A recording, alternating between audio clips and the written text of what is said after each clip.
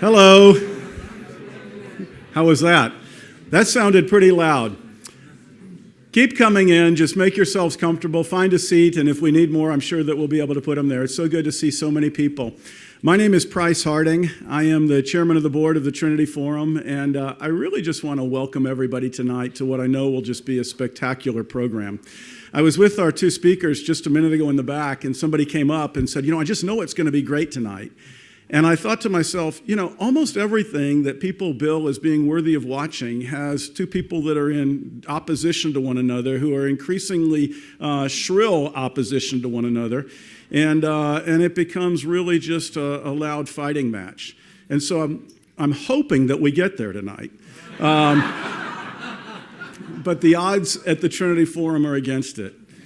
Because unlike almost everyone else, in a space that tries to truly influence thought and that tries to truly work hard to influence the way that leaders think, the Trinity Forum does it with civility right at the front and with the purpose of engaging on issues that are important, and that's what we'll do tonight. So I want to just welcome you into this realm. I want you to enjoy and relax. Our speakers are both just phenomenal.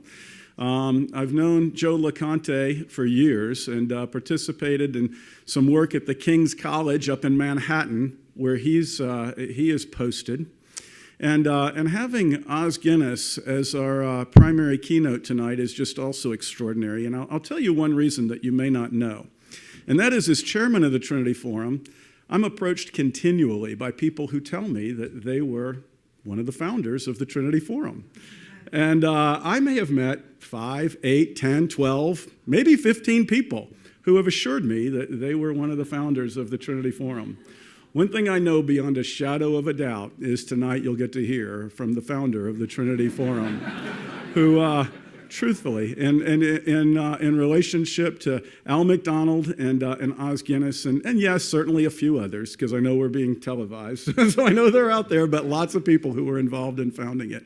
Sit back and relax and enjoy what I know will be a spectacular evening. Cherie?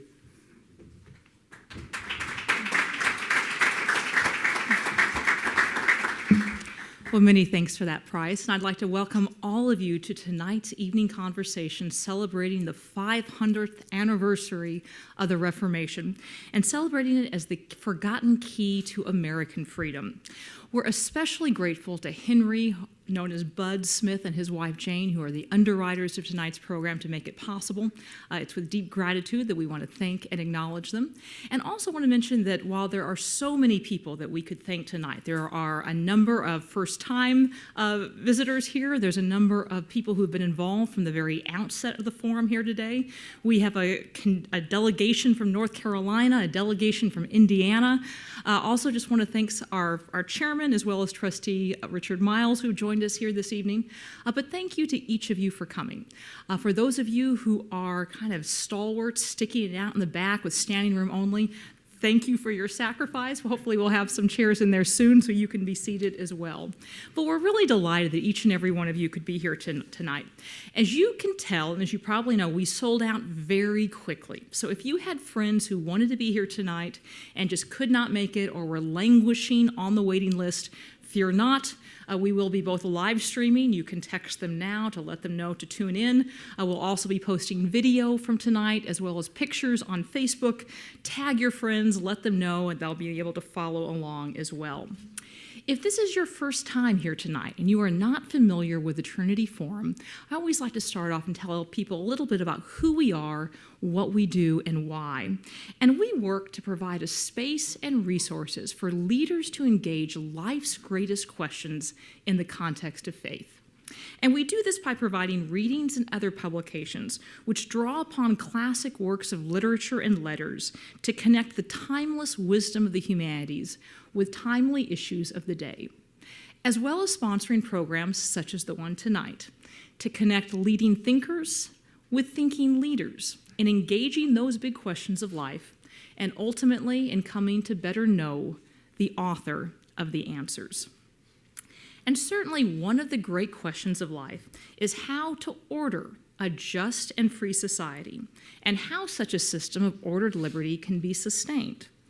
And so on this, the very eve of the 500th anniversary of the day that Martin Luther nailed his 95 Theses into the wall, or the door of All Saints Church in Wittenberg, sparking the start of the Reformation, tonight our speakers will argue that the Reformation actually had a profound influence, not only on how millions around the world understand and practice their faith, but it's also shaped our own American experiment in ordered liberty.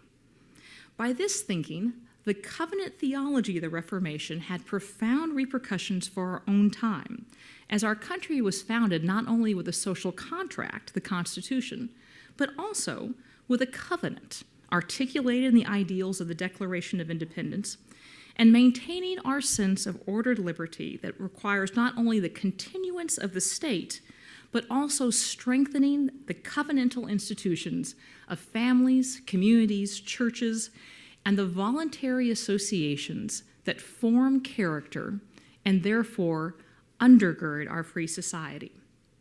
It is a fascinating as well as provocative argument, and there are few who can make it with the eloquence, the energy, or the expertise as our speakers tonight, our keynote speaker, Oz Guinness, and respondent, Joe Loconte. Now, Oz Guinness is certainly a man who needs no introduction, but of course he will get one anyway. And was thinking about how to best introduce Oz to an audience who already knows him. Of course, he's a sociologist, a social critic, I'm very proud to say, as our chairman did, the founder of the Trinity Forum. But it also struck me that Oz may have certain characteristics that he shares with the instigator of the Reformation, Martin Luther. Martin Luther was known for his love of great beer and even became a craft brewer himself. Oz went a step further. His great-great-grandfather is the Dublin brewer Arthur Guinness. Luther was born into a time of political tumult. Oz was born to missionary parents in China during World War II, was a witness to the Chinese Revolution, and later expelled from the country with other expatriates. Luther studied a variety of topics, including law, before determining his vocation as an Augustinian monk. Oz's career took a different path, but certainly moved in a variety of directions, including serving as a freelance reporter for the BBC, a scholar at the Woodrow Wilson Center, a fellow at the Brookings Institution, the executive director of the Williamsburg Charter Foundation, and of course, the founder of the Trinity Forum. Luther was a prolific writer, popularizing theology for the thoughtful layperson. Oz has written or edited more than 25 books, including The American Hour, The Time for Truth, The Call, Invitation to the Classics, Long Journey Home, A Case for Civility, A Free People's Suicide, and The Global Public Square.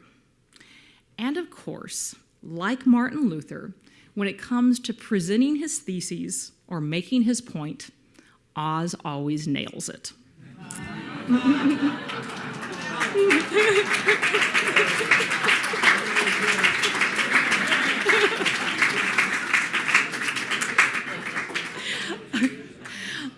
Responding to Oz will be historian Joe Loconte.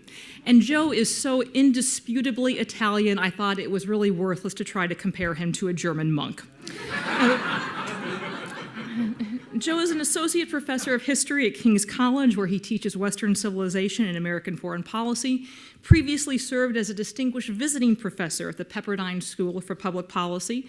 He was a senior fellow at the Ethics and Public Policy Center, a senior fellow of the Trinity Forum, I am very proud to say.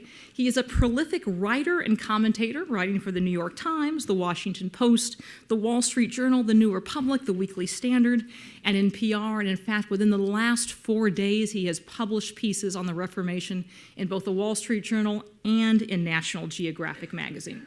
His international credits include the London-based publication Standpoint magazine, and he is also a prolific author whose books include The Searchers, The Quest for Faith in the Valley of Doubt, God, Locke, and Liberty, The End of Illusions, How Religious Leaders Confront Hitler's Gathering Storm, and his latest work, A Hobbit, A Wardrobe, and a Great War, How J.R.R. Tolkien and C.S. Lewis rediscovered faith, friendship, and heroism in the cataclysm of 1914 and 1918. In addition, Joe is also working on a 4-part documentary based on that book. Stay tuned for that trailer out in the fall. So after Oz delivers his keynote remarks, we will hear a response from Joe Loconte, and then we'll hear from both of them with questions from you up here on the stage. Oz, welcome.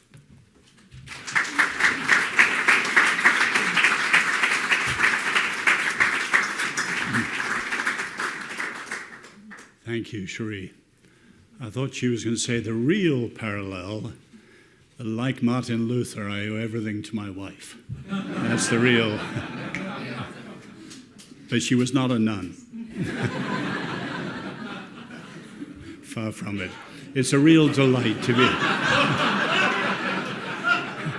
A real delight to be back in the Trinity Forum again and to be with you all. When she said it was sold out, you could sell out a telephone kiosk in 5 minutes. So this is not exactly the press club at short notice, but it's a real delight to be with you again. As Cherie said, I was born in China and grew up in the ancient Ming capital of Nanking, or Nanjing as it is today. Nanking had been brutalized by the rape of Nanking in 1937. It had suffered incredible privations in World War II, and it was threatened by the looming army of Lin Biao and the communist troops. But despite all that it had gone through, you could see the majesty of its past. Magnificent city walls, wonderful tree-lined avenues, and the incredible Ming tombs. In 1500, Nanking was the capital of the most powerful, prosperous city in the world. The Ming emperors were powerful, wise, and could afford to be expensive. They sent a fleet to Africa with ships 4 times the size of Columbus's. They sent 1 million men to build the 100,000 buildings that became the Forbidden City in Beijing. No one in their right mind in 1500 would ever dream that China would be rivaled, let alone eclipsed and dominated, by what they considered a cultural backwater way off in the west, off the rocky landmass of Asia. But of course, that's what happened. And suddenly, Europe eclipsed and dominated China, and then the West, and then America, and many other parts of the West. And as the Chinese, after those centuries of humiliation, regained their power, they raised the question, rather like a certain lady recently, what happened? And there was a famous discussion at the Chinese Academy of the Social Sciences, and they asked how on earth could China have been overtaken by the West? Was it Western guns? No. Was it Western politics? Partly, but not really. Was it Western economics? Again, partly, but not fully. And their conclusion at the end of the discussion, it was in fact Western religion, the Christian faith. But at that point, some Jewish scholars jumped into the argument and said, that's accurate, but not precise enough. Because if you think, the Christian faith had been dominant in Europe since the 4th century when Theodosius declared Rome Christian, but had not dominated the world. What was it that suddenly took Europe to its position as a dominant power in modernity? And the Jewish scholars pointed out, it was in fact not the Christian faith in general, but the Reformation in particular. The Reformation in particular. And historians now say at the 500th anniversary that the Reformation, for better or worse, gave the single strongest set of ideas that has made the modern world what it is, although in many cases with unseen consequences, with unknown aftermaths, and in ways that would have surprised the reformers themselves. Now, of course, there were many reformations. Before the Reformation, within the Reformation, and of course the Counter-Reformation was a reformation. The Reformation made incredible impact on certain key areas, but also had amazing blind spots. And I'm not tonight trying to give an overall balanced picture of the Reformation, which, of course, needs to be done. Many people simply lament the divisions. Others have pronounced the Reformation over. And many have just concentrated on the internal gifts of the Reformation, the rediscovery of the gospel, the restoration of the place of the Bible, the new re-emphasis on lay people and things like this. But I want to focus on some of the so-called gifts of the Reformation to the wider cultural world that were powerful in shaping the West, and one in particular. If we had time, I think you could itemize at least 6, as they put it, major C's, things beginning with C, that all had an incredible impact on the modern world. But looking at this country, there are clearly 3 above all others. Calling, and its immense influence on purpose and dynamism and entrepreneurialism, possibly even the rise of capitalism, and certainly a leading motif in the errand into the wilderness that was the Puritan sense of purpose in coming here. The second C would be conscience. The first references to religious freedom are in the early church. Tertullian, Lactantius, who happened to be the tutor to the Emperor Constantine's son, so probably behind the Edict of Milan. But it was actually the Reformation, and people like Thomas Howells and Roger Williams, Isaac Backus and John Leland, who picked up that sense of conscience, and it has developed, with a great deal of help from America, into human rights.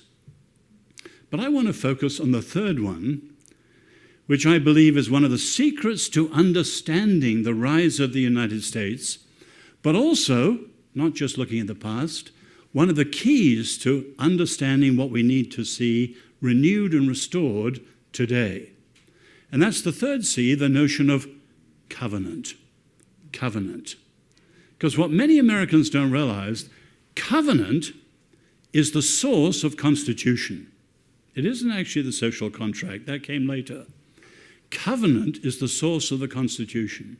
And the U.S. Constitution is, in effect, a nationalized, somewhat secularized form of Jewish covenant, with a bit of history in between. So let me pick up this discussion. All of the points I'd like to make, you can expand on in far greater depth, but at least to give you some sense of this discussion. First of all, consider the place of covenantalism in political theory. Anyone talking about politics immediately settles on the Greek, Roman, classical way of understanding things. You have different types of government. Monarchy, the rule of one, corrupted easily into tyranny. Aristocracy, the rule of the few and the excellent, easily corrupted into oligarchy. And of course, democracy, the rule of the people, easily corrupted into the rule of the mob. And as the Greeks understood, the wheel is always turning. So it's not that you choose one and you have it forever. Life goes on, time passes, things change, the wheel turns, and between them they shift around in a certain way. But about 50 years ago, a Jewish scholar, Daniel Elazar, argued that while that was a very important way of understanding governments, we should also look at what he discussed as the founding of societies and the nature of societies themselves. And seen that way, you have a different three. Some societies are organic. They are linked by blood and kinship, rather like an African tribe or a Scottish clan. Organic societies, obviously with modern mobility and various things, fewer today than in the past. The second and the most common type of societies are hierarchical, linked by power and force and conquest, such as a kingdom or an empire. One could think of the Roman Empire and many, many others. But the third type of society, both in its foundings and its character, are the covenantal. shaped by a common binding agreement to the people, of which the three most famous are the Jews, the Swiss, going back to their Articles of Confederacy in the 13th century, and of course, the United States, we the people. How did covenantalism shape history? Well, very obviously, it is absolutely decisive in Jewish history. If you think for a minute, the Jews had a covenantal society centuries before they had a monarchy. And importantly, centuries after they lost the monarchy and the capital city and the land itself and priests and prophets, it was covenantalism which held them together. And if you go back into Jewish history and look at the extraordinary disasters of the year AD 70 under the Roman Emperor Titus, and then AD 133 under Hadrian, the rabbis even suggested, with more than 1 million Jews murdered then, that Jews should stop having sexual intercourse and the family of Abraham should die out. Other rabbis, of course, disagreed. And what kept them together was the Torah, and at the heart of the Torah, the covenant. The world that they'd known had gone, but the word that was decisive in their lives remained. As they put it, the Torah and the covenant, they carried, but it carried them. And Heinrich Heine, the great German poet, said, the Torah was the portable homeland of the Jewish people. And however terribly they were persecuted, and we who are followers of Jesus have to say with sorrow, it was often by us. And to whatever lands they were scattered, it was the covenant and the Torah which held them together. And the survival of the Jews is one of the miracles of history. And at the heart of it is that notion of covenant. The second great period is the period of the Reformation. You think how Calvin taught covenant. Zwingli taught covenant even more. John Knox expanded on covenant, and they became in Scotland the Covenanters. And the Scottish word for covenant is actually whigamore, which gave rise to the later word Whig, people who believed in freedom. Oliver Cromwell describes the covenant and Exodus as the only direct parallel that he was pursuing in the English Revolution. Now, of course, any of you know history know that the English Revolution failed. The king came back. And the historians refer to it as the lost cause. But of course, what was the lost cause in England became the winning cause in New England. And William Bradford, his Mayflower Compact, was a covenant.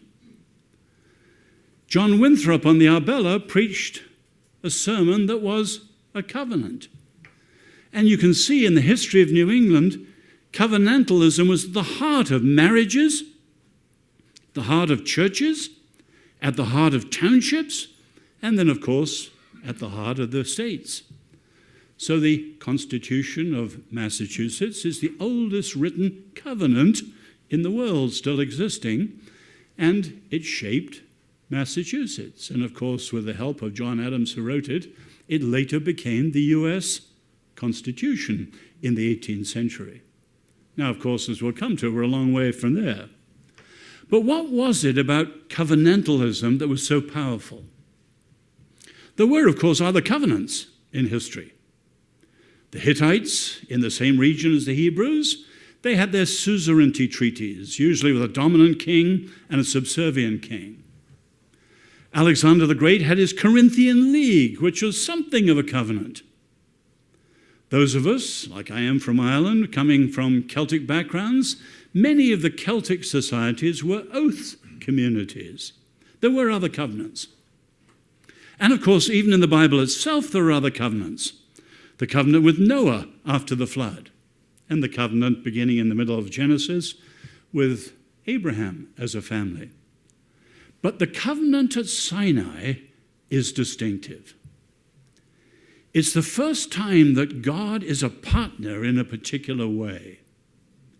And it's a covenant with all the people. Now, immediately you've got to think of Greece. Many Americans look back to Athens. But if you think in Athens, democracy and all that, only 20% of the men could vote. And certainly not the women, and not the children, and not the foreigners. But in Israel, the covenant is with the men, the women, the children, those alive, and those yet to be born, because there's an intergenerational project of God with all the people, with no exceptions. And of course, the Sinai covenant, unlike all the others, is comprehensive in covering almost the whole of life. So the Hittite covenants, for example, are very narrow, like often you want a legal contract to be. You don't want to be tied down in too many places. But the Jewish covenant covers all sorts of things, from business and farming and all sorts of things. But it wasn't those features that put a stamp on history. It was three other things. First, if you read Exodus carefully, it was a matter of freely chosen consent. 3 times it says in the text, the people say, all that the Lord says, we will do. They sign on. As Michael Walzer at Harvard, who followed Daniel Elazar, remarks, it was a wholesale commitment. Everyone signing on.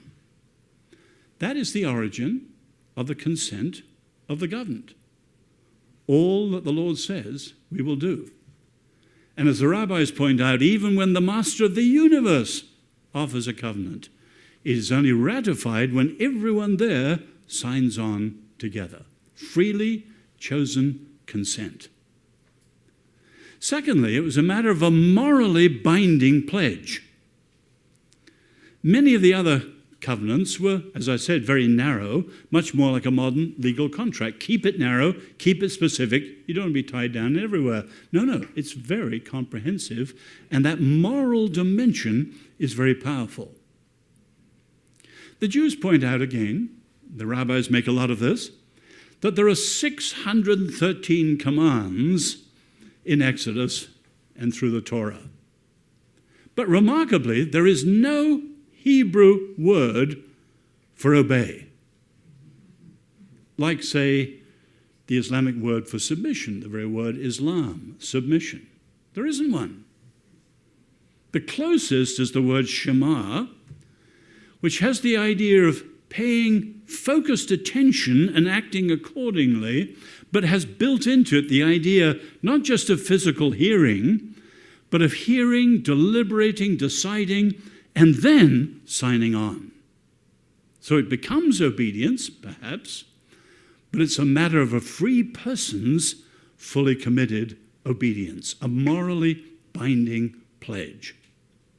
And the third thing, perhaps most crucial of all, a matter of reciprocal responsibility of all for all. In other words, you have the 3 musketeers in a huge form, all for one and one for all. Or as the Jews put it, every Jew responsible for every Jew. One rabbi said, there wasn't one covenant, there was 600,000 covenants. And when he said that, another rabbi immediately chimed in. There wasn't 600,000, there was 600,000 times 600,000. Work that one out.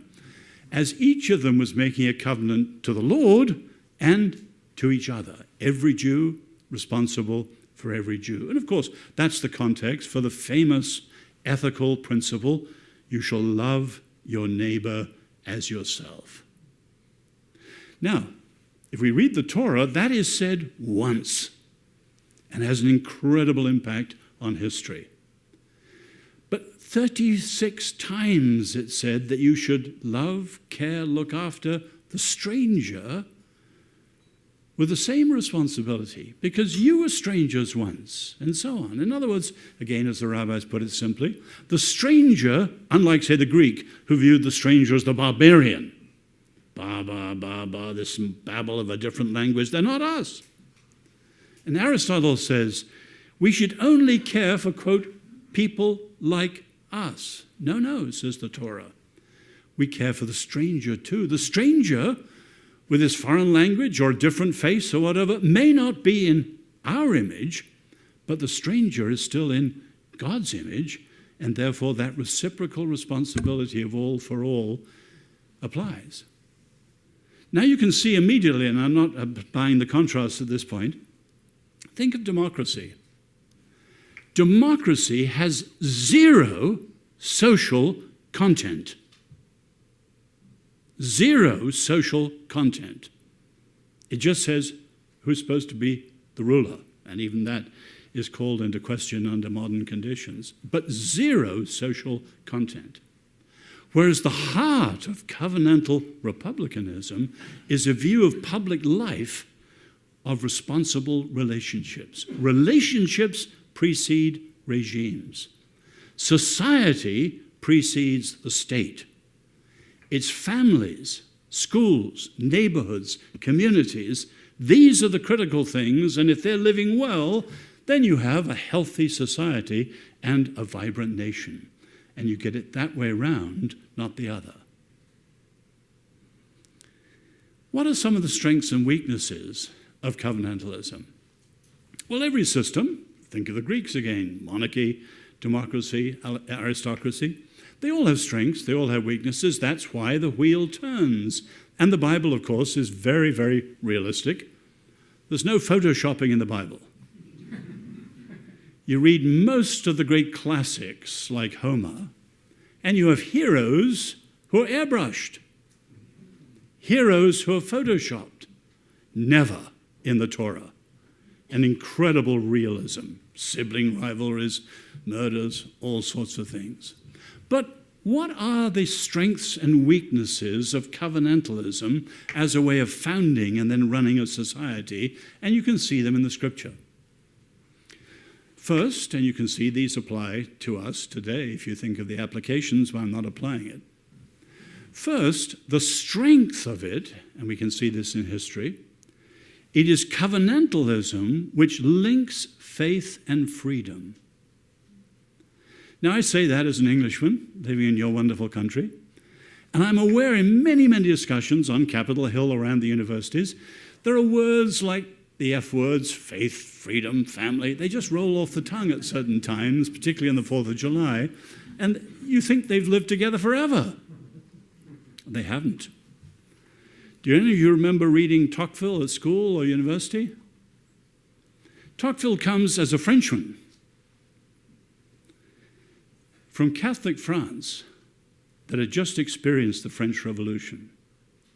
And you remember in his introduction, Democracy in America, he says, in Europe and for most of history, those who loved religion fought liberty, and those who loved liberty fought religion.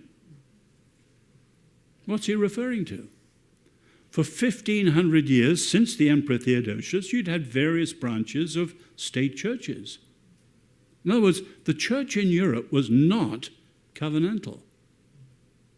It was hierarchical. As historians put it, the church, when it predominated, copied Greek ideas and Roman institutions somewhat uncritically. So the papacy and the Caesars have a lot in common.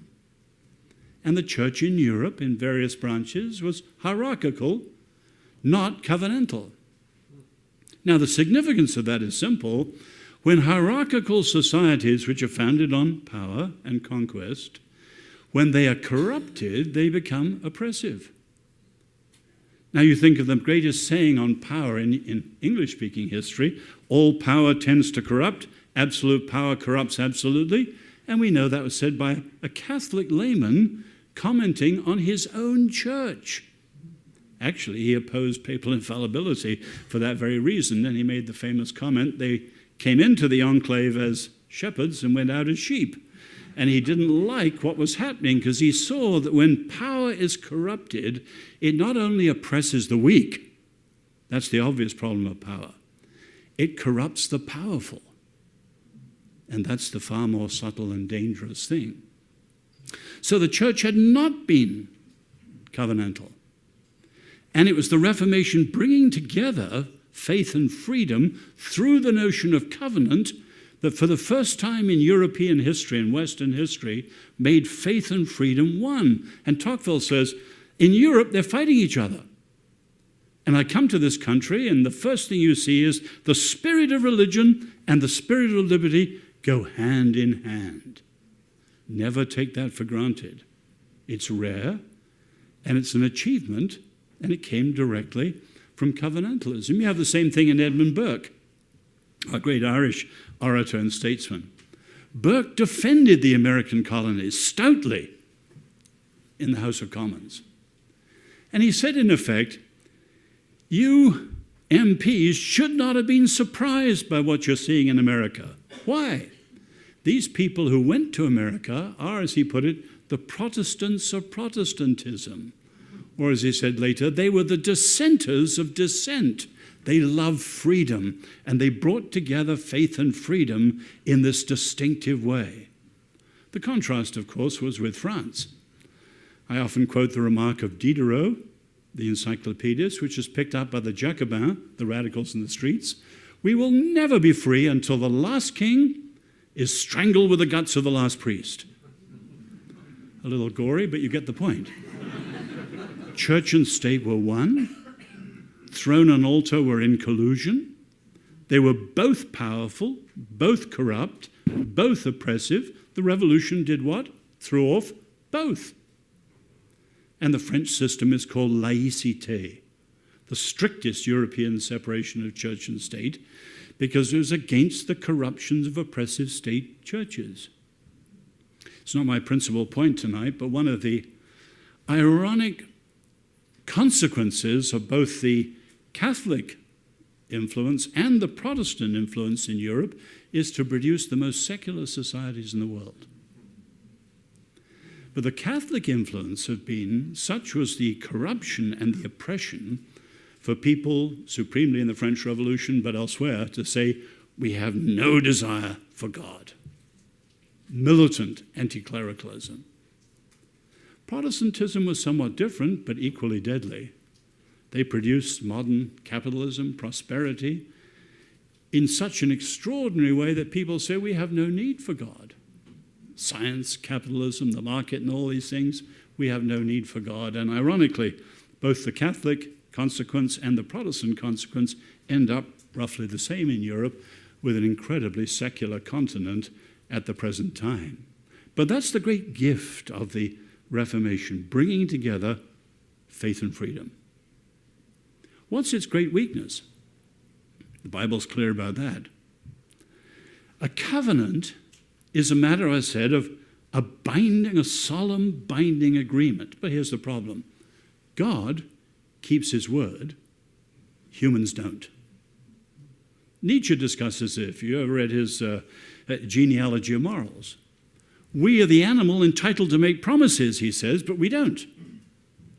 And you can see a discussion down through history as well as in the Bible itself. So it's not long after Exodus that you read Judges, where there's no king in Israel and everyone's doing what was right in their own eyes.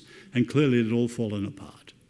Humans don't keep promises well. The Lord does, we don't. Now, there's a lot of discussion of that. Machiavelli, for instance, believed that solidly. And if you read The Prince, he says the prince doesn't need to keep a promise. Whatever he said yesterday is totally unbinding in what he does today, because today's imperative is all that matters. So promise keeping is irrelevant. And you see people like David Hume, John Locke, and others, and Joe may bring this up too, discussing that in their turn. But you can see the central problem. Humans don't keep promises well. Now, that's incredibly important today. Think of all the discussion of the breakdown of trust in American institutions, or the breakdown of trust in business, and so on. It's by promise keeping, and here Nietzsche is quite clear about this, it's by promise keeping that we build trust. And I don't just mean marriage contracts and covenants, although that's one of the biggest, but I mean simple things. I'll see you tomorrow for lunch. I'll see you at 9, and I turn up at 11.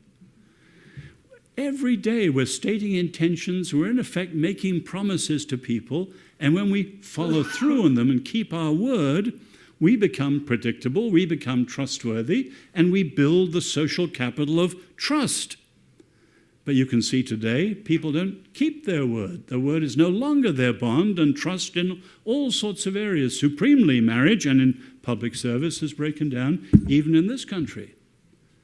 And trust is in deep disrepair. The third thing you see is the great gift is faith and freedom. The great weakness is we don't keep our word. The great requirement or a command is that covenants have to be passed on from generation to generation with a living tradition. As the rabbis point out, what does Moses speak about in the Passover? Hundreds of years of slavery, and tonight they're going free. Does he talk about freedom? No. They're about to go to the promised land of milk and honey. Does he talk about that great hope? No. Does he talk about the dangers of the howling wilderness? No. What does Moses talk about? Children. And of course, at the heart of the Seder, the youngest child. Why is this night different from all other nights?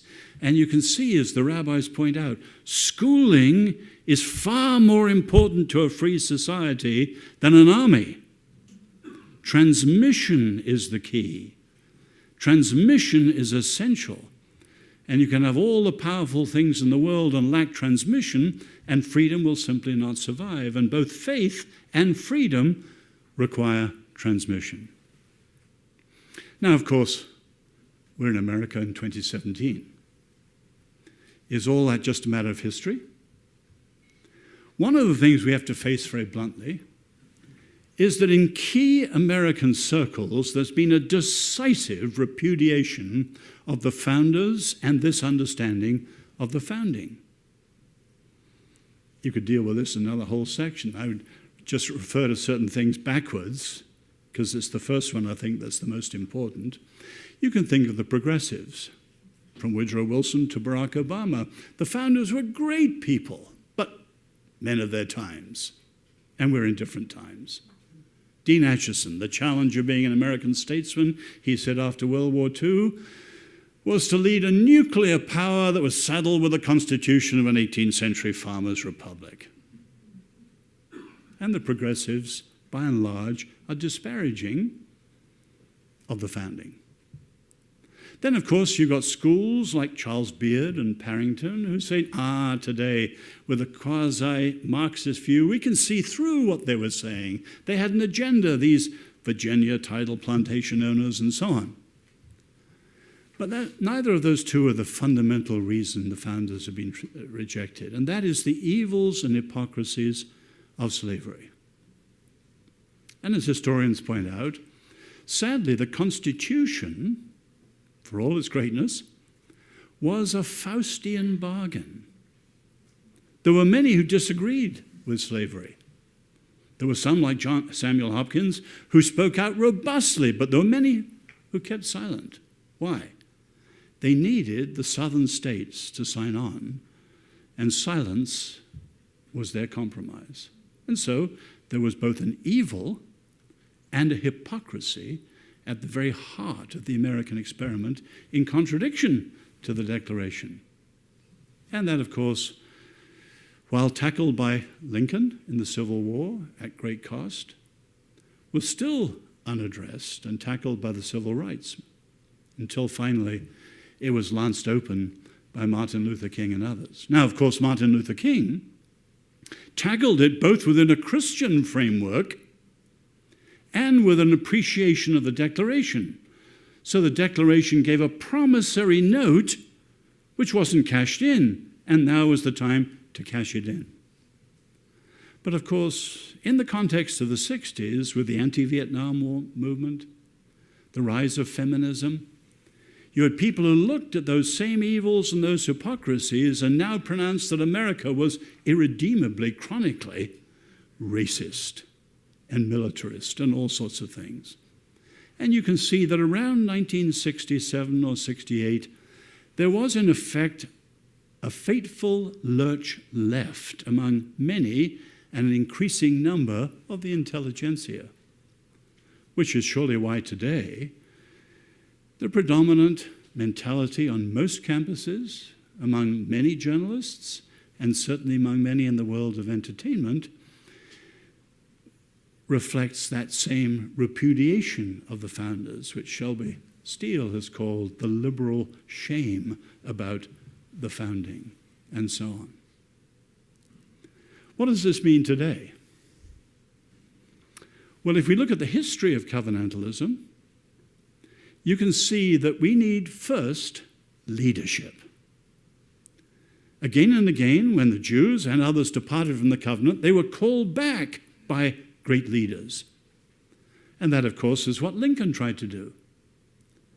And you can see when he's elected president, he comes to Washington through Philadelphia and makes a great speech at Independence Hall and says, in effect, all my ideas come from the two documents from this building.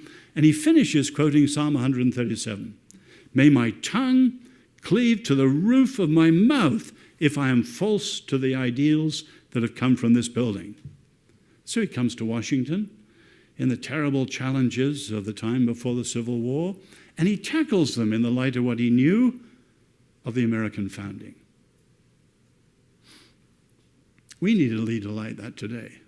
I've had the privilege of living in this city for the last 30 years. I can count on two thumbs, let alone less than one hand, the number of leaders I've heard who really bring in history with the understanding of a Lincoln today. I grew up under Winston Churchill. Almost all his speeches were seasoned with the perspective of history. But we need a leader today who can really address the present problems in the light of what he or she believes are the better angels of the American experiment, one of the crying needs of America. Secondly, there needs to be a profound clarification of freedom and the American experiment. In that fateful lurch leftwards, you can see that it's actually many of the ideas that come from not 1776, but 1789. Ideas from the Enlightenment and the French Revolution, mediated through Nietzsche, mediated through Antonioni Gramsci and his idea of the long march through the institutions, mediated through Marcuse, Herbert Marcuse in the 60s, and mediated through people in the postmodernist camp like Michel Foucault and his ideas that there's no truth, everything is power. And you can see that many of the leading ideas in America today are alien to the American Revolution, and they are the descendants and the heirs of the French Revolution, which means that while many Americans talk of freedom, actually they're talking about very, very different views of freedom. But the third thing that America quite clearly needs today is transmission. Without transmission, there's no passing on of the values, but without transmission, there's no identity. Without transmission, there's no binding unity. So the old American motto, e pluribus unum, after the 1960s, with all the stress on multiculturalism, diversity, it's all pluribus, there's no unum.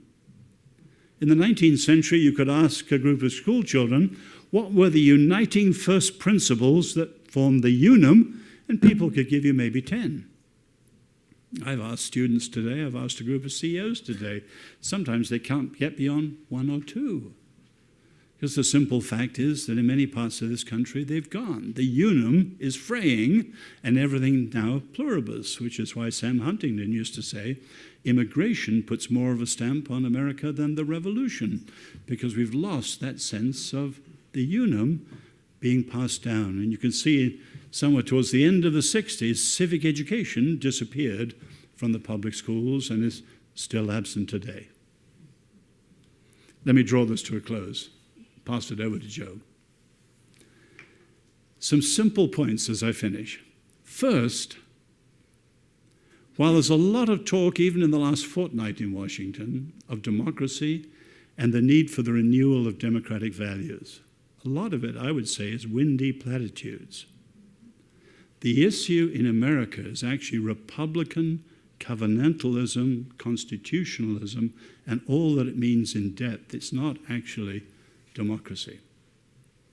Secondly, the issue with Republican covenantalism, constitutionalism, is very simple. Should it be restored, including a remedying of some of the blind spots in the beginning, or is it about to be replaced? And ideas that come from the French Revolution, with the heirs and allies since then, are going to replace that, making America a very different place.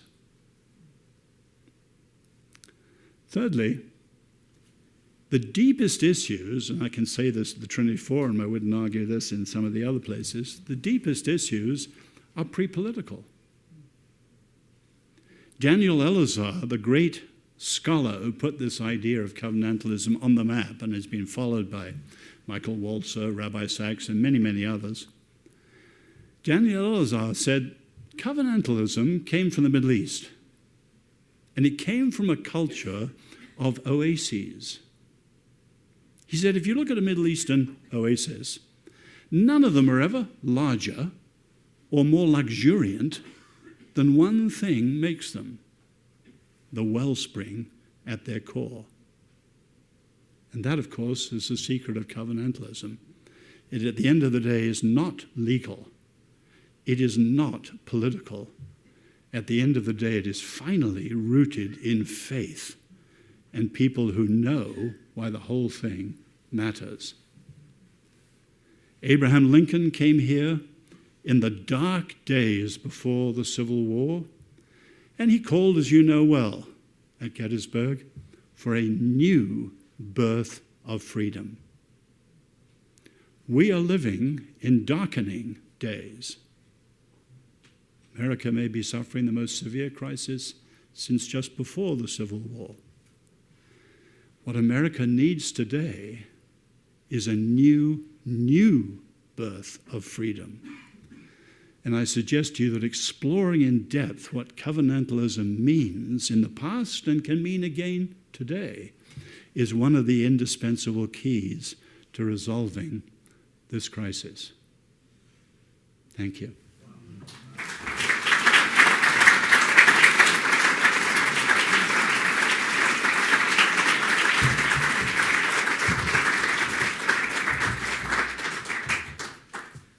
Well, thank you, Oz, for that, as always, challenging, stimulating, provocative talk, and of course, as always, delivered with that beautiful, resonant British voice, the British accent. Now you're going to get Loconte and the Brooklyn accent. I just want to lower the expectations here a little bit. 20 plus years ago, when I first came to Washington, a younger man then, and I had the opportunity to intern at the Trinity Forum with Oz Guinness. I jumped at the chance. And I've been learning from Oz ever since. Thank you, dear brother. It's such a joy to be with you. Thank you, Cherie, for this event. Thank you all for coming. Can you hear me back there in the bleacher seats? All right, yeah? All right, guys, great. I'm going to try to, in some ways, really supplement a little bit some of the things that Oz says and tease it out just a bit. I will be mercifully brief. Well, Oz has drawn our attention to this powerful, very, very powerful idea, this very biblical idea, this concept of a covenantal relationship between God and his people. And I absolutely agree that the Protestant emphasis on this concept has contributed mightily to the rise of constitutionalism in the West, especially here in the United States. Oz mentioned in Massachusetts there, the preamble to the Massachusetts Constitution refers to that document as a covenant and a solemn compact. And one of the key points there, I think, is that all state officials, think about it, all state officials had to swear an oath to their Constitution and to the Commonwealth, and they did so publicly before the entire legislative body. You had to publicly commit yourself before God to the common good. Not a bad idea for us here in Washington, right? Not a bad idea. Well, America's Protestant ministers in the founding era, I think they drew at least two major political lessons from the Hebrew Bible and that central story of the Jews and their covenant relationship with God, at least two. And we find these lessons articulated in the various sermons in the founding era all over the place. A guy named Samuel Langdon, pretty representative minister. He was a graduate from Harvard in 1740 with the class of Samuel Adams. Not a bad class to be in, Sam Adams. He was a congregational minister. He was chaplain to the New Hampshire Regiment in the Revolutionary War. He was also a delegate to New Hampshire, the state convention there, this guy Samuel Langdon. So a mover and a shaker. And his sermons, I think, represent kind of the revolutionary mind of his generation of ministers and patriots. Well, what do they do in those sermons? They compare their struggle, of course, against British tyranny to Israel's struggle against Egypt. Like the 12 tribes of Israel, Langdon said, the 13 states of the Union were saved from, quote, the vengeance of a powerful, irritated nation. I love that phrase, a powerful, irritated nation. Well, America was a new Israel, as they put it, with George Washington as their Moses. The American story is a story of a people escaping captivity and gaining their freedom. That's one of the applications, the metaphors that these ministers use. Very popular. The second lesson was more complex, though. And Oz has unpacked it a bit for us. Just as God had given the Israelites a constitution by which they could govern themselves with justice, so too God, through the course of his providence, Langdon says, hath given you an excellent constitution of government founded on the most rational, equitable, and liberal principles. Rational, equitable, and liberal principles. Put it another way, reason, justice, and freedom. Listen to Langdon. We cannot but acknowledge that God has graciously patronized our cause and taken us under his special care as he did his ancient covenant people. This connection here. Well, this is a commonly held view among the Protestant clergy. They contribute mightily to the American founding. But there's a caution here. Oz mentioned one of them, one of the challenges of covenantalism. It's not only that people don't keep their promises.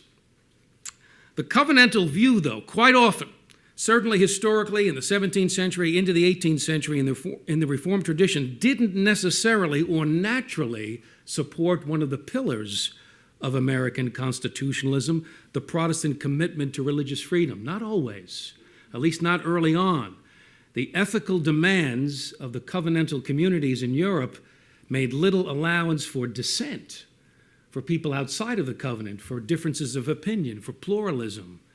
And here's where I think Martin Luther's unique contribution is vital. I'm going to give 2 cheers here for Luther today. Just a few words for Luther. In contrast to John Calvin here, this may ruffle some feathers, but I think the quote from Ronald Reagan, facts are stubborn things.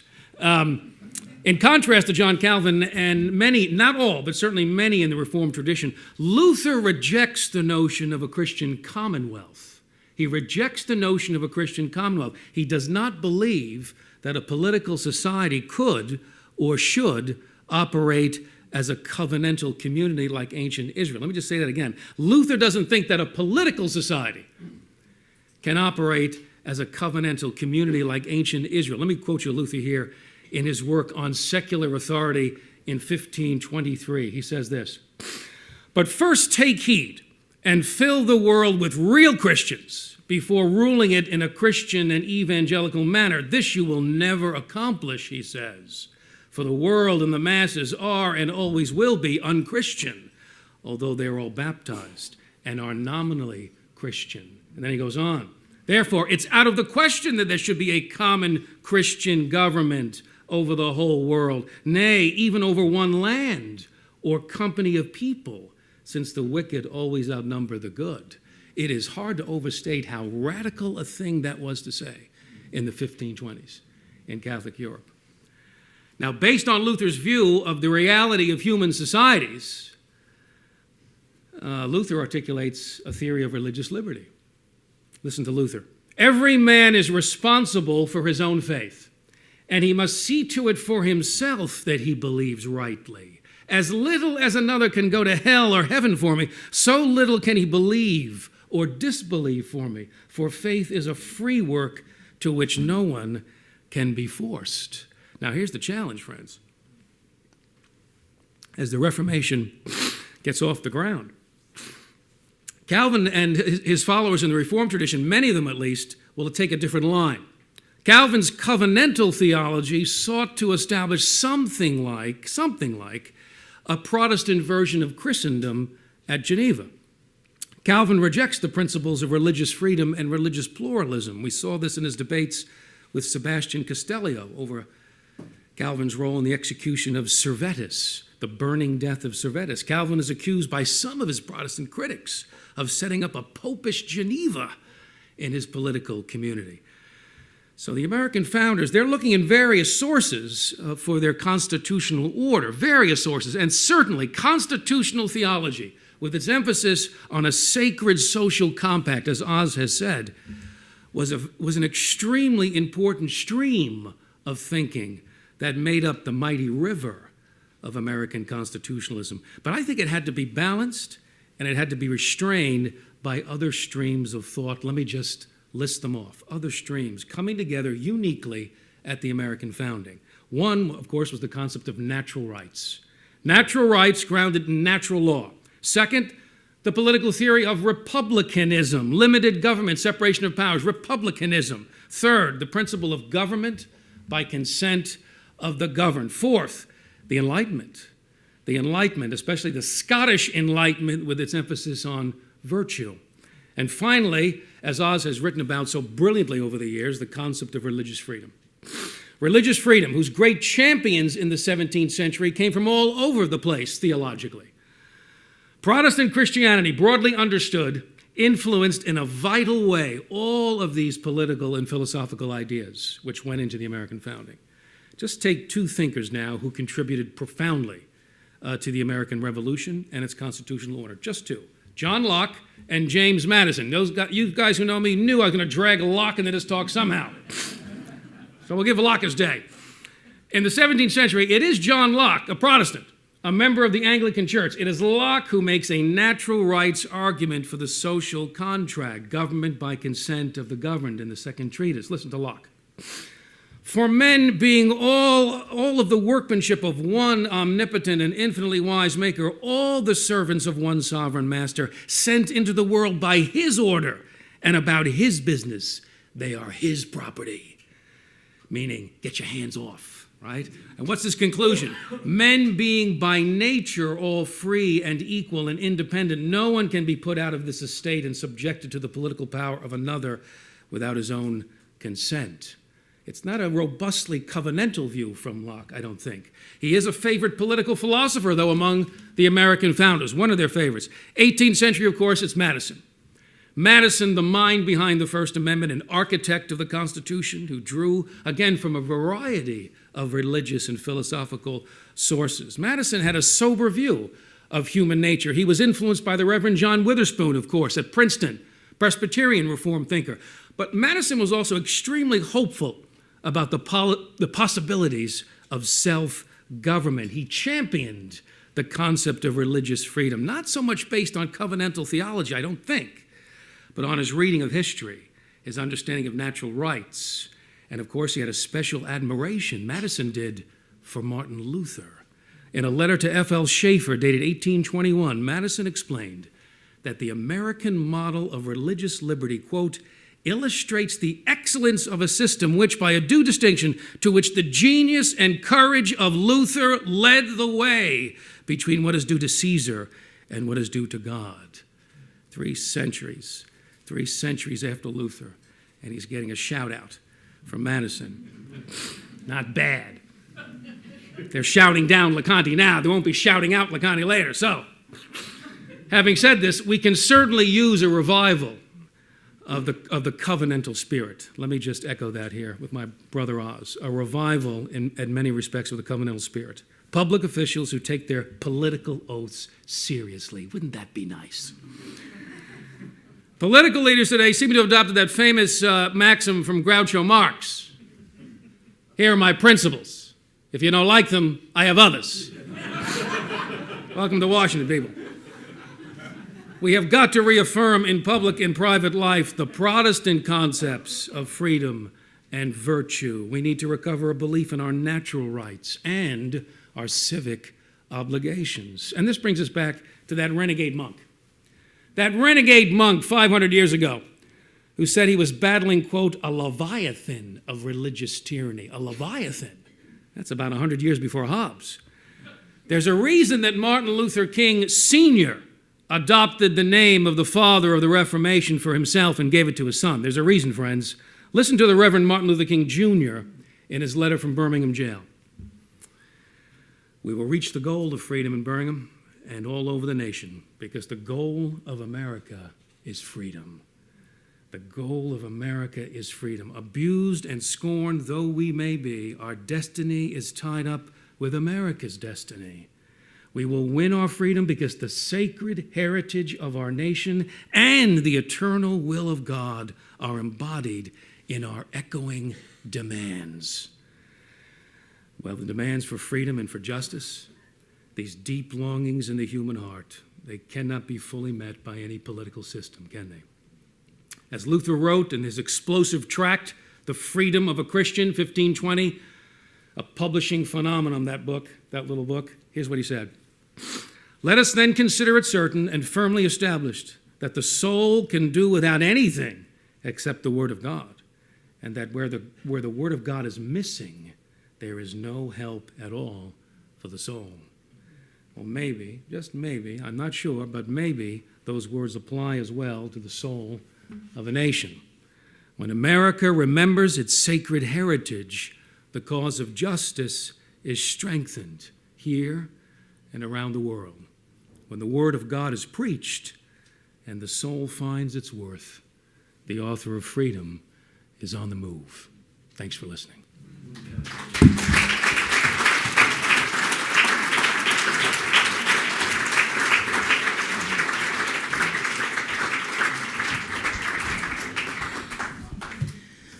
So this brings us to the most dynamic part of our evening conversation, which is the conversation part. This is where we get to hear from you. Those of you who have been to Trinity Forum events before know that we have 3 guidelines for all questions. 1, please keep your questions brief, keep them civil, and please keep all questions in the form of a question. So we will, if you could wait till the microphones get to you, we have 2 people with microphones in the back. Just raise your hand to be called on so that people who are watching by live stream or video can catch your question. And we'll take lots of questions and hopefully short answers to get through a lot. So, right there, Lindsay. You started with monarchy, Oz, and that's where I'm going. I think the longest reigning monarch hails from your part of the world. And while this has nothing to do with democracy, you use the word conscience. I think that Queen Elizabeth has demonstrated enormous integrity as a leader. I ask you, what might we in democracy learn from her legacy?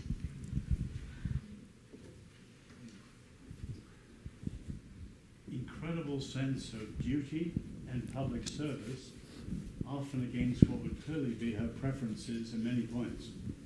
To do that for so long, and you can see the rest of the royal family in an age of celebrity and paparazzi and cameras and so on, they've in many ways been corrupted. And I think when she dies, republicanism is going to, become a powerful thing again. It's her service, incredible, dutiful service. That's the key to why she's so loved. Other questions? Great question. Right here in the front.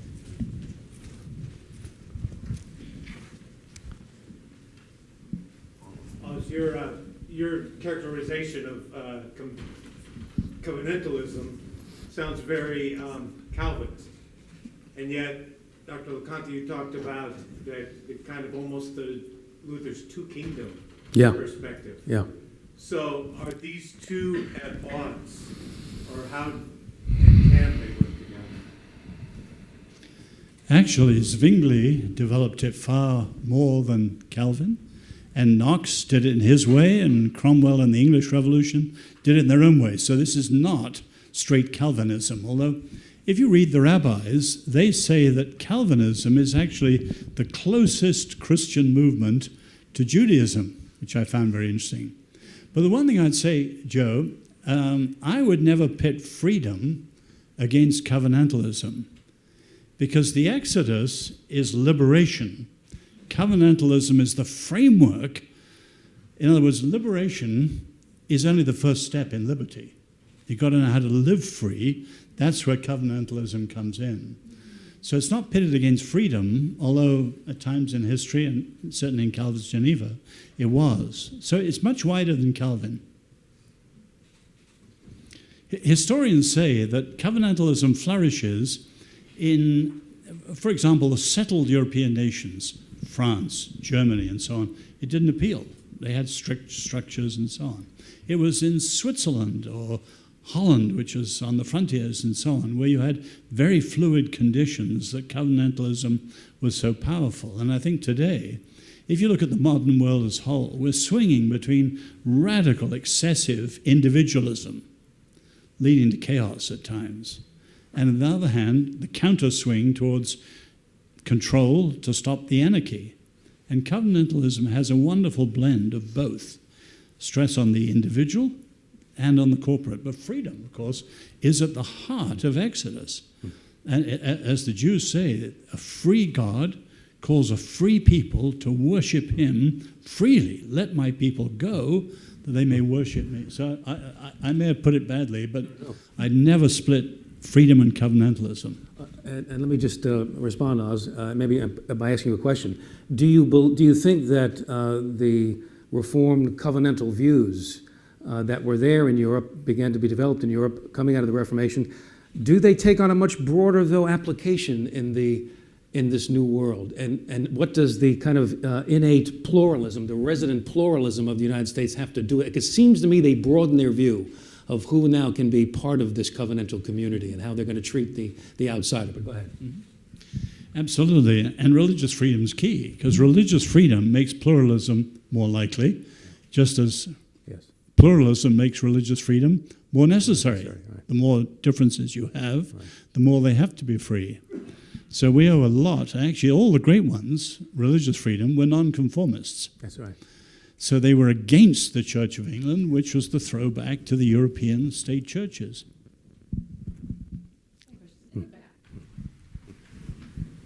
Thank you, Joe, and thank you, Oz.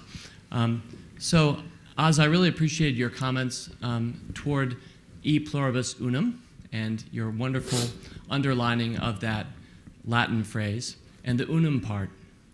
A lot of us in different organizations that we work at every day, for-profit and not-for-profit, have an experience where we come together from time to time and look at our core values. We try to define those. Sometimes we chisel them into stone. We make them something that when we onboard new employees, we make sure they understand our core values. I'm curious what you both think are America's core values. If you were to identify 3 to 5 values that unum can align around. And Joe, since you were born in this country, I'd love to hear a few from you. And then Oz, I'd love to hear you supplement or react, because you've gotten to know Americans better than we know ourselves. Thank you. Thank you for that question. I was born here. My father was born in southern Italy, and they left during the fascist regime in the 1930s. And one of the things that my grandfather communicated to my father, who communicated to me, that they were so excited about being here in the United States, is that you could just say whatever you wanted. You could just say whatever you wanted to the political regime and not be arrested in the middle of the night. They liked that, growing up in Brooklyn. So I put freedom of speech, although we're obviously having our debates right now what that means. Freedom of speech kind of near the top of the list, obviously. I've learned so much from Oz on this regard, and I think Oz is probably the first thinker to really introduce me to the central importance of freedom of conscience, the rights of religious liberty, how central that is to the other freedoms. So I'm going to let Oz expand on that, but certainly freedom of speech, freedom of conscience, the right to assemble, the right to get together and do things. This is why Tocqueville is such an important guide for us now. He is so powerfully struck by that American penchant for getting together to do things to solve problems without the strong arm of the state keeping you from doing that. That's just a unique, almost uniquely American trait. Don't ask an Englishman that question, but obviously the 3 basic political rights, freedom of conscience, freedom of speech, freedom of assembly, as Joe said. But things like the rule of law, the separation of church and state, equal opportunity, actually separation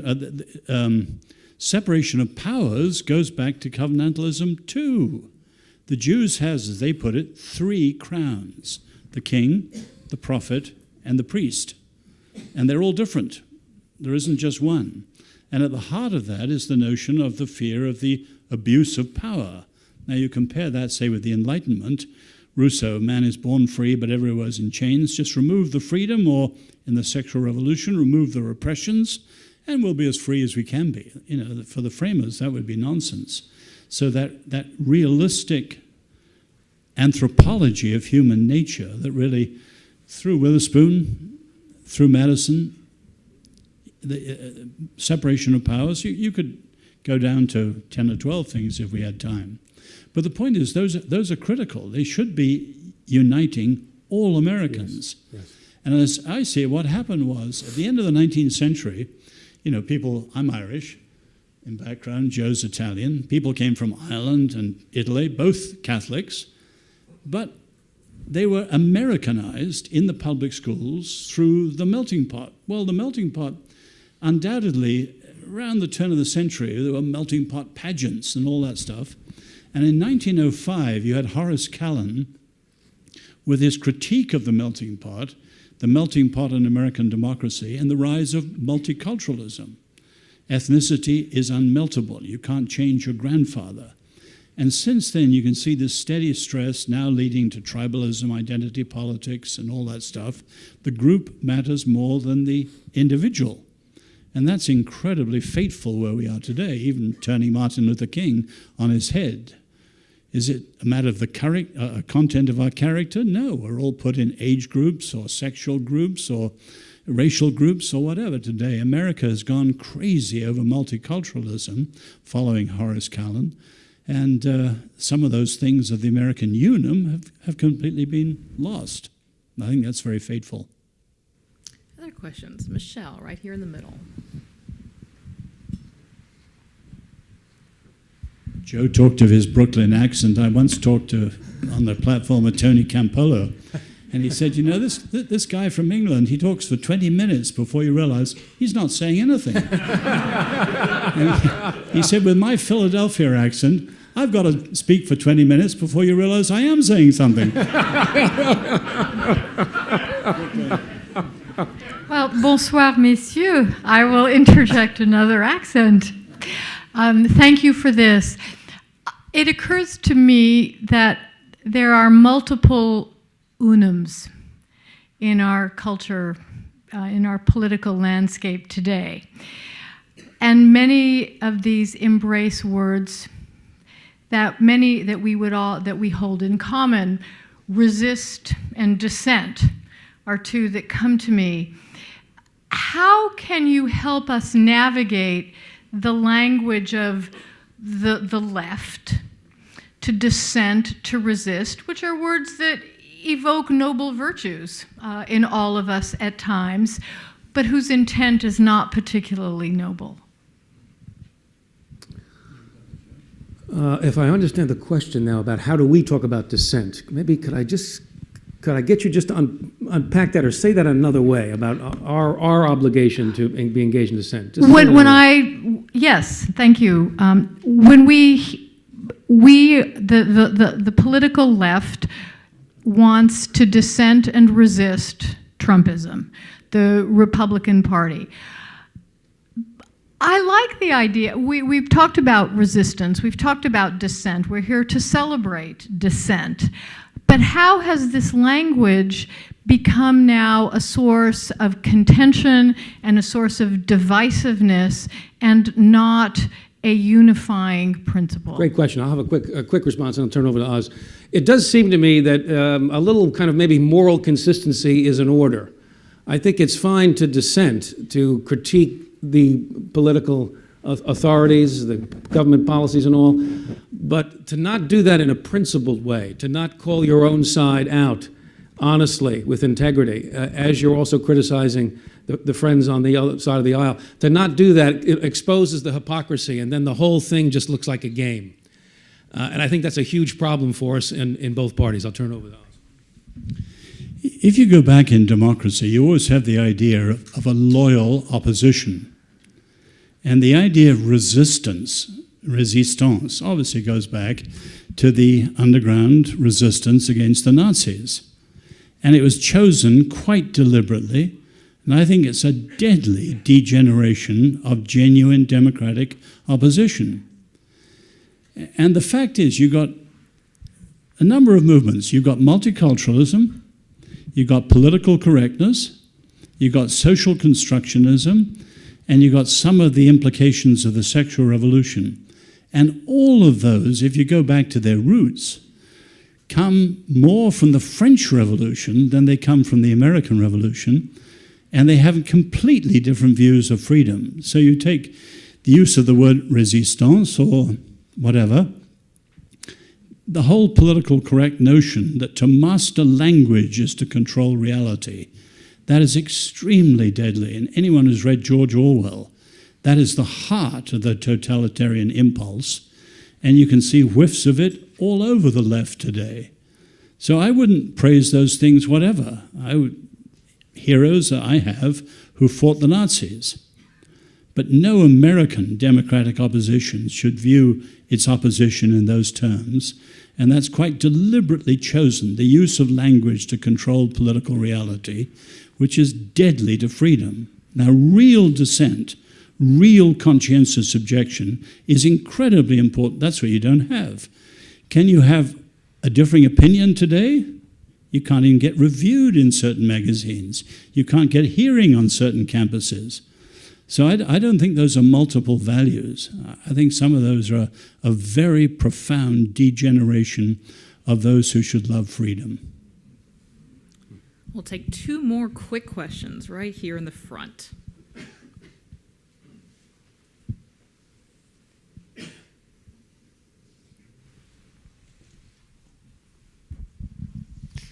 Great talks, both of you. Thank you. So, Oz, I feel like Mr. Loconte echoed an indictment of this covenantalism from Martin Luther, that the majority of people will always be wicked. And even if you look at the covenantalism that you cited, going back to Judges, going back to Old Testament covenants, they quickly fell apart because even though there was a will and a vision for that covenant, the majority were unable to hold it. Now, it seems like in the founding of the U.S., it was you had the covenantalism that did hold. But ultimately, if what you're speaking to is covenantalism as a solution for us to get to the society that we want, what made it work in the past, and what do we need in order to feel like we can have a covenantalism that's sustainable? Mm-hmm. The Jewish covenant had to be renewed.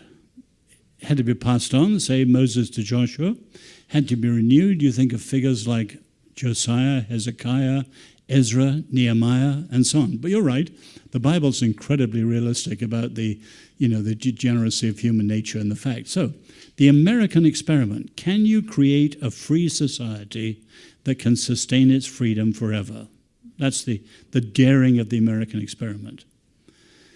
This generation's about to show whether it's possible or not. And I was asked yesterday, if you had a leader of a Lincoln-like stature who got up today and made such an appeal to America, would it have sufficient resonance for enough Americans to turn around and listen? I'm not sure. It would really be an interesting question. But short of that, that's why I said the issue for America is restore, and you can see that's possible, or replace. And by replace, I mean you go one of the left liberal directions that Omar has said to the French Revolution. You'd have a different America, a very different America, very different conceptions of freedom, all that Michelle was saying. If you go down the French Revolution and its heirs, you look at their anthropology, it's utopian, not realistic. You could have 10 major points where the liberal left view, unpack it, is decisively different from the better angels of 1776. And America is approaching that watershed. Just a quick thought as well to compliment Oz on that, and a hopeful note. Teaching there at the King's College for the last 7 or 8 years, impersonating a college professor is what I do there on campus. I am hopeful because the students, when they come from all various places, spiritual places, geographic places, and they're not necessarily cynical, but they're very skeptical about the American experiment. Part of the reason is they have no lived memory of America really functioning in a really healthy, successful way, internally and externally. I have some of that lived memory. I lived through the Reagan Revolution. Just kidding. But there's truth to that. I got to see the collapse of the Soviet Union and really the triumph, at least a partial triumph, of these democratic ideals that America had been defending throughout the Cold War. It was an amazing moment to live through. My students don't have that lived memory, but what we do at King's, what I try to do in history and foreign policy, is to reintroduce the students to that legacy. And when we get to see that played out on the pages of history, they realize, yes, men and women can make a real difference profoundly in their own country and even across the world because of the unique role and power of the United States. But it does take leadership. It takes leadership. It takes a civic memory. As Oz has said, I'm sure I've just quoted Oz on this, that history is remembering. And that has got to be one of the most important disciplines of the human person, to remember rightly, which is what we love to do here at the Trinity Forum. But Joe, in contrast, your King's students are fabulous. And I'm actually a person of hope. But I was, by contrast, at Berkeley for a week this spring. And I had a fascinating 3-hour discussion with a group in a bar late at night. And one of the Christian girls said at the end of it, the only hope for America, burn the whole thing down and start again. And she was not a radical. She was not a radical. I was at Berkeley in the 60s. I met Mario Savio. They were radicals. She was not a radical. But as she and her friends, they ran through everything from Plato right through to current political. She said, we're like looking at piñatas. We know our professors rip them all down. None of them really work. We're not cynics, but there's no real hope. And I've seen that in many, many campuses. I wish they were all like your King students, but my word, a lot of them aren't. We'll have a final question to pull us out of that pit of despair. In the very back. Escape from Berkeley, yes. Oz and Joe, thanks so much for the talk tonight. The one thing I didn't hear you talk about was the role of communication, and particularly the printing press. And I was wondering if you could talk a little bit about how effective Martin Luther's big idea would have been without it, and if given the chance to add an extra C to your list, would it be communication? Thanks.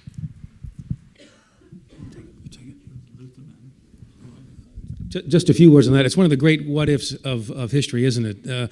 It certainly is the printing press that comes together. It's the rise of nation-states that's coming together. By this time, the Catholic Church has its hands in everybody's pockets. Everybody owes the Catholic Church money, so there's growing resentment. It's all coming together in the 1520s. And, of course, Luther's message is so utterly decisive, isn't it? What's fascinating to me is you have his contemporary Erasmus, who is a Catholic, lifelong Catholic, also severely critical of the moral life of the Catholic Church, has access to the printing press to a lesser degree perhaps than Luther initially, but he's one of the most famous men in all of Europe, and yet his view cannot prevail at the end of the day. Luther's does. So there's a mystery there that I can't quite understand. Luther himself said, though, when he was asked to explain his success, he said, "As I sat and drank Wittenberg beer," there's the answer, people, Wittenberg beer. As I sat and drank Wittenberg beer with my good friend Philip, the Word of God did everything. I did nothing. There you are. I think that qualifies as a mic drop. Joe,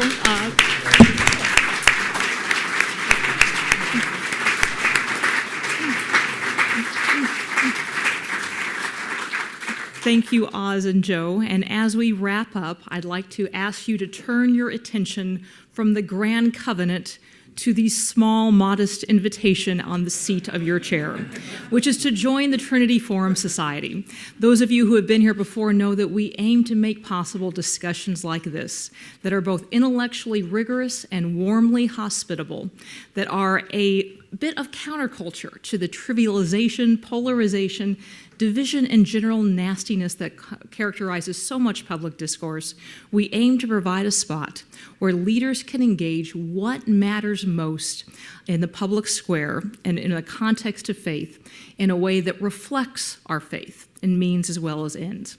Joining the Trinity Forum Society is one way that you make that possible. And so we hope that you will join the society this evening.